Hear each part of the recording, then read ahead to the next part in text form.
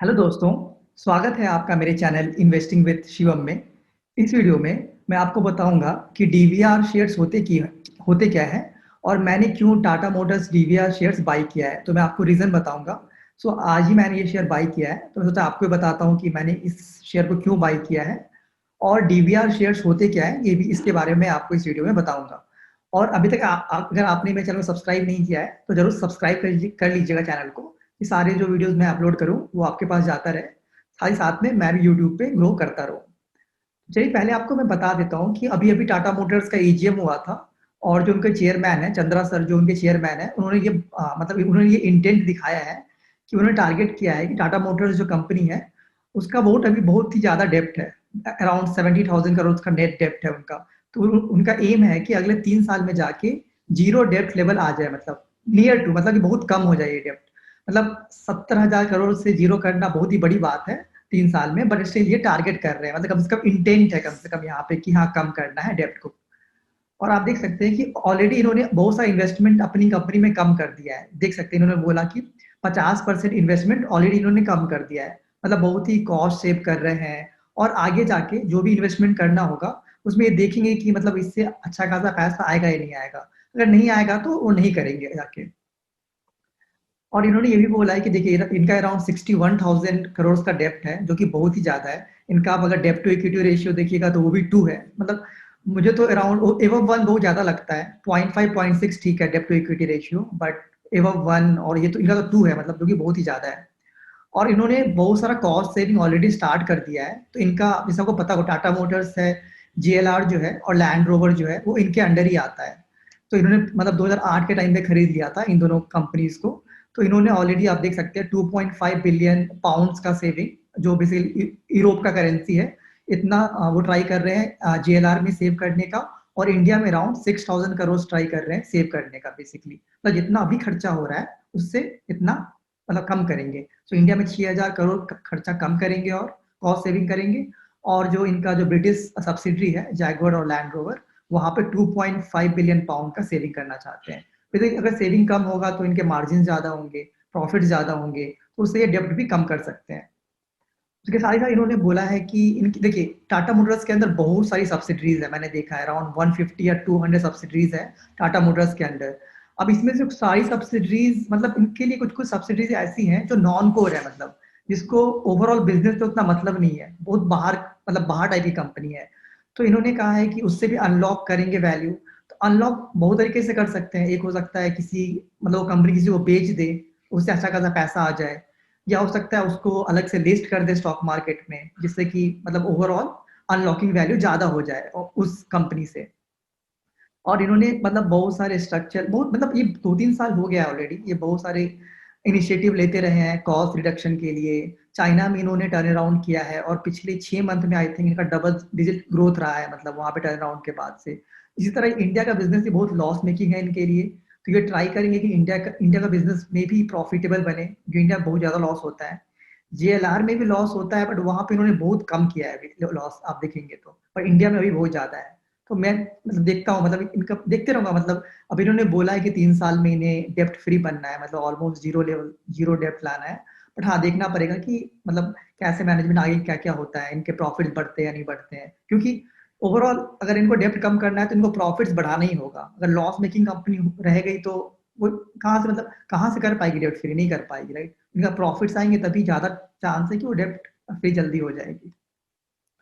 और मैंने जैसे एक सब्सिडी के बारे में, इसके बारे में आज ट्विटर पे बताया था कि टाटा मोटर्स के पास एक सब्सिडी है, टाटा टेक्नोलॉजीज नाम है इसका। इसमें इनका 72% स्टेक है। अगर आप उनका इस कंपनी का, टाटा टेक्नोलॉजी का रेवेन्यू देखिएगा, तो उसका रेवेन्यू अराउंड 3,000 करोड़ है, प्रॉफिट अराउंड 300 करोड़ है, और ऑपरेटिंग मार्जिन अराउंड 16% है। क्योंकि बहुत ही अच्छी कंपनी, अगर आप देखेंगे इनका फाइनेंशियल अगर देखेंगे तो। अगर ये ट्राई करते हैं कि इस कंपनी को अलग से लिस्ट करने का मार्केट, स्टॉक मार्केट में, या डीमर्ज कर देने का टाटा मोटर्स से, तो ऑफकोर्स यहाँ पे भी थोड़ा वैल्यू क्रिएट हो सकता है टाटा मोटर्स के शेयर होल्डर्स के लिए। तो मैं जस्ट एक एग्जांपल आपको दे रहा हूँ कहाँ से वैल्यू अनलॉकिंग हो सकता है। और एक और चीज जो मतलब मैंने देखा है, मतलब जब से चंद्रा सर मतलब चेयरमैन बने हैं फेब 2017 से, तब से बहुत सारी Tata group companies turn around होने होने लग गई हैं। टाटा मोटर्स अभी तक नहीं हुई है, बट ये ट्राई बहुत ज्यादा ही कर रहे हैं इस पे। आप जैसे ट्रेंड देख सकते हैं, मतलब अगर आप ये डेटा बता रहा है कि जब से ये चेयरमैन बने हैं चंद्रा सर, तब से क्या क्या कितना इंक्रीज हुआ है market cap Tata group companies का। तो ट्रेंड का आप देख सकते हैं दोस्तों, 10% हुआ है। ये थोड़ा ओल्ड डेटा है, मतलब आई थिंक ये थोड़ा 5-6 मंथ पहले का डेटा है। तो ट्रेंड के अराउंड 210% इंक्रीज हुआ है, टाइटन 190%, टाटा ग्लोबल बेवरेज, मतलब उस टाइम टाटा ग्लोबल बेवरेजेस था जिस टाइम मैंने डेटा लिया, डेटा आया था। अब टाटा कंज्यूमर प्रोडक्ट्स बन गया है। पर आपने देखा वो टाटा कंज्यूमर में क्या टर्न अराउंड हुआ है और स्टॉक ने कितना अच्छा रिटर्न दिया है। वोल्टास भी 102% अप है, टीसीएस तो अच्छा करते ही रहता है, टाटा एलेक्सी भी अच्छी कंपनी है इनके लिए, टाटा केमिकल्स हुई। तो आप देख सकते हैं कि बहुत सारी कंपनी ने अच्छा किया जब से ये चेयरमैन बने हैं। और मैं होप करूंगा कि जो जो अभी लॉस मेकिंग है, टाटा स्टील हो गया, टाटा कम्युनिकेशन भी आप देख सकते हैं उसका रिटर्न बहुत अच्छा हो गया। यहाँ पे नेगेटिव है, बट अगर अभी देखेंगे तो स्टॉक ऑलमोस्ट डबल डबल से ज्यादा हो गया है। टाटा पावर को भी ये टर्न अराउंड करने का ट्राई कर रहे हैं, उन्होंने बोला है कि डेप्ट कम करने का बहुत ज्यादा, उसका भी डेप्ट अराउंड 40,000 करोड़ से I think around close to, उसको भी वो कम करने का ट्राई कर रहे हैं, अराउंड ट्राई कर रहे हैं 25,000 करोड़ कम करने का अगले 5 साल में। और टाटा मोटर्स तो लॉस मेकिंग है, तो इसके बारे में मैंने आपको यहाँ पे बताया कि एजीएम में क्या डिस्कस हुआ था। और टाटा मोटर्स, अब मैं आपको बताता हूँ डीवीआर शेयर्स क्या होते हैं। तो मतलब मैंने डीवीआर शेयर्स बाई किया है, उससे मैं समझा देता हूँ आपको कि डीवीआर देखिएगा, स्टॉक पे दो टाटा मोटर्स के शेयर है, एक तो टाटा मोटर्स नाम से है, एक टाटा मोटर्स डीवीआर के नाम से है। तो आप भी सोचते होंगे कि ये टाटा मोटर्स डीवीआर क्या है, मतलब टाटा मोटर्स तो मुझे समझ में आता है, टाटा मोटर्स डीवीआर क्या है। सो डीवीआर का फुल फॉर्म अगर आप देखिएगा तो डिफरेंशियल वोटिंग राइट्स है, ठीक है। तो इस मतलब इस ये जो डिफिनेशन है इसी में सब कुछ छिपा हुआ है, मतलब इसका मतलब क्या है, आपका वोटिंग राइट डिफरेंट है। सो अगर आप कोई भी स्टॉक्स खरीदते हैं तो आप बेसिकली ऑनर बन जाते हैं स्टॉक के, आपके पास वोटिंग का राइट्स होता है। कोई भी डिसीजन अगर कंपनी को लेना है, कोई बड़ा डिसीजन लेना है कंपनी को, तो हमेशा जो भी शेयर होल्डर्स होते हैं उनसे वोटिंग के लिए मांगती है, मतलब आपके पास फॉर्म आता होगा या कुछ आता होगा मेल पे, तो आपको वहां पे वोट करना पड़ता है कि आप मतलब हाँ कह रहे हैं या ना कह रहे हैं उस डिसीजन के लिए। तो इसमें क्या होता है, डीवीआर में क्या होता है ना कि वोटिंग राइट्स थोड़ा कम होते हैं compare to the original shares. मान के चलिए कि ओरिजिनल शेयर्स में अगर एक शेयर का मान के चलिए वोटिंग राइट एक एक का है, मान के चलिए राइट, तो इसमें उतना नहीं होगा, इसमें हो सकता है कि 10 शेयर्स का वोटिंग राइट 1 होगा, ठीक है, वोटिंग राइट्स कम होता है। बट एक और फायदा ये होता है कि इसका डिविडेंड ज्यादा होता है। मान के चलिए कि ओरिजिनल टाटा मोटर्स के शेयर पे अगर आपको कुछ मतलब कुछ जो भी डिविडेंड मिल रहा है उससे यहाँ पे 10 to 20% एक्स्ट्रा डिविडेंड मिलेगा आपको टाटा मोटर्स डीवीआर के शेयर पे। तो इसे डीवीआर में एक घाटा ये है कि आपके पास उतना वोटिंग राइट नहीं होता है। बट अगर आप माइनॉरिटी शेयर होल्डर है तो मुझे लगता नहीं है आप उतना वोटिंग करते भी होंगे एजीएम सब में, ये सब में। तो उतना फर्क नहीं पड़ता माइनॉरिटी शेयर होल्डर्स को वोटिंग के लिए, आपको मोस्टली फर्क पड़ता है रिटर्न्स कितना मिल रहा है, डिविडेंड्स कितना मिल रहा है। बट हाँ, जो बड़े शेयर होल्डर्स होते हैं उनको फर्क पड़ता है क्योंकि वो हर एक डिसीजन में वोट भी करना चाहते हैं। तो देखिए जब डीवीआर मतलब नॉर्मली आप मैंने देखा है कि इंडियन मार्केट में डीवीआर कंपनीज उतना ज्यादा है नहीं, 3-4 है, जैन इरिगेशन का है और एक दो और कंपनीज है। तो ये डीवीआर नॉर्मली आपने देखा होगा कि ओरिजिनल जो कंपनी होती है उनसे 30-40% डिस्काउंट पे ट्रेड करते हैं। टाटा मोटर्स के डीवीआर भी आपने देखा होगा, जैसे टाटा मोटर्स का अगर स्टॉक प्राइस अराउंड 135 है अराउंड, तो टाटा मोटर्स डीवीआर का प्राइस अराउंड 50 है, राइट। तो बहुत ही ज्यादा यहाँ पे डिस्काउंट दिखता है आपको।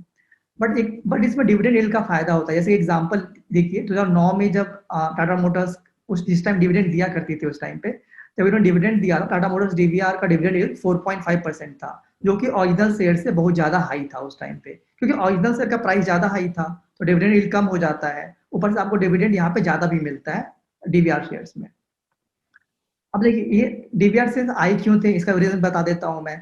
तो 2008 में जब जेएलआर को इन्हें बाई करना था टाटा मोटर्स को, 2008 में इन्होंने परचेज किया था जैगुआर एंड लैंड रोवर को, तो उस टाइम पे इनके पास पैसा उतना नहीं था, तो इन्हें फंडिंग चाहिए थी। तो इन्होंने क्या किया कि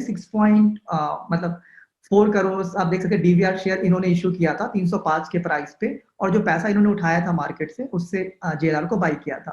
तो उस टाइम देख सकते हैं उस टाइम पे डिफरेंस उतना ज्यादा नहीं था, इन्होंने 305 पे मतलब फंड रेजिंग किया था, और उस टाइम ओरिजिनल शेयर्स का दाम 340 था, राइट। तो उतना ज्यादा डिफरेंस नहीं था, उस टाइम डिस्काउंट बस 10% का था। बट अब मैं आपको बताऊंगा डिस्काउंट बहुत ज्यादा बढ़ गया है, मतलब आपको बताता हूँ। तो ये देखिए ये 2016 से लेके अब आज तक, ये जो लाल कलर का ग्राफ दिख रहा है वो डीवीआर का ग्राफ है, और जो ब्लू कलर का ग्राफ दिख रहा है वो टाटा मोटर्स ओरिजिनल शेयर्स जो है उसका ग्राफ है। तो आप देख सकते हैं कि शुरू में 2016 में तो उतना मतलब बेसिकली ये वेरिएशन दिखा रहा है प्राइस में, तो शुरू में तो उतना वेरिएशन था नहीं 2016 के राउंड। बट आप देख सकते हैं कि धीरे धीरे ये बढ़ता गया, ये वेरिएशन प्राइस में बढ़ता गया, बहुत ज्यादा बढ़ता गया। आप देख सकते हैं कि 2016 से आप देख सकते हैं कि टाटा मोटर्स का जो ओरिजिनल शेयर था वो अराउंड 60% गिरा है, बट टाटा मोटर्स डीवीआर का शेयर अराउंड 80% गिरा है। तो आप देख सकते हैं ज्यादा असर हुआ है टाटा मोटर्स डीवीआर शेयर पे जब 2016 के बाद से। शुरू में तो सिंक में था, बट बाद में डिफरेंस बहुत ज्यादा हो गया। अभी का डिस्काउंट के बारे में बताता हूँ। देखिए अभी टाटा मोटर्स का प्राइस 138 है, टाटा मोटर्स डीवीआर का प्राइस अराउंड 53 है, तो ये 60% डिस्काउंट हो जाता है, राइट, जो कि बहुत ही ज्यादा है। आई मीन शुरू में देखिए, शुरू में जब डीवीआर शेयर्स आया था 2008 में, तो बस 10% का डिस्काउंट था, ठीक है। धीरे धीरे बाद में जाके 30-40% हो गया था, और नॉर्मल इंडिया में मैंने देखा है कि और सब डीवीआर शेयर्स भी 30-40% पे करते हैं, वो ठीक है अराउंड 30-40%। बट 60% तो अब बहुत ज्यादा हो गया है, मतलब आप देखेंगे तो यहाँ पे जो डिस्काउंट हो गया बहुत ज्यादा हो गया है। तो एक टाइम 10% डिस्काउंट हुआ करता था, अब वो 60% हो गया है। अब एक चीज और मैं बताता हूँ कि देखिए ये डीवीआर शेयर्स का कॉन्सेप्ट इंडिया में कम है, बट यूएस में बहुत ज्यादा है। एग्जाम्पल देता हूँ आपको कि जो गूगल का शेयर है, उनके दो टाइप के शेयर्स हैं। एक गूगल ए शेयर्स है और एक गूगल सी शेयर्स है। तो गूगल ए शेयर जो होता है वो ओरिजिनल शेयर होता है, कॉमन स्टॉक होता है, ठीक है। और गूगल सी शेयर जो है, ये बेसिकली डीवीआर शेयर टाइप का है। तो गूगल सी शेयर आप खरीदिएगा तो आपको कोई वोटिंग राइट नहीं मिलता है, आपको डिविडेंड मिलता है, सब कुछ मिलता है, बट आपको वोटिंग राइट नहीं मिलता है। बट देखिए यूएस में इन दोनों शेयर्स के बीच में डिफरेंस बस 2% है, बस 2%। और इंडिया में आप देख सकते हैं 60% है, जो कि बहुत ही ज्यादा है।